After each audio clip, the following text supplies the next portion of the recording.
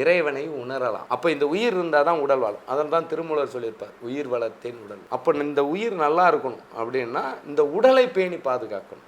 சித்தர்கள் அதனால தான் நிறைய வைத்திய குறிப்புகளாக எழுதினது, உடலை பேணி பாதுகாக்க.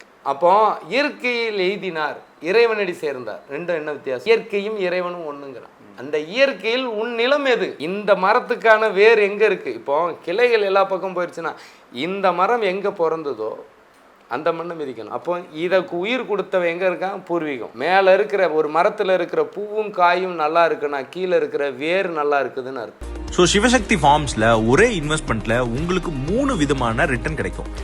உயர்ந்து கொண்டே இருக்கும் நில மதிப்பு, கோடிகள்ல இன்கம் தரும் செம்மரங்கள், ரெண்டல் மூலமா மாதம் வருமானம் அளிக்கும் காட்டேஜ்.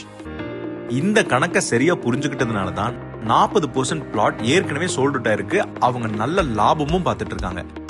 இன்னைக்கு இந்த சான்ஸை மிஸ் பண்ணிட்டா நாளைக்கு இந்த விலையில இப்படி ஒரு சொத்து கிடைக்கிறது வாய்ப்பு ரொம்ப கஷ்டம். உங்க தலைமுறைக்கான சொத்தை இன்றே உருவாக்குங்கள். சைட்டை நேர்ல பார்த்து உங்களோட பெஸ்ட் பிளாட்டை சூஸ் பண்ண உடனே கால் பண்ணுங்க.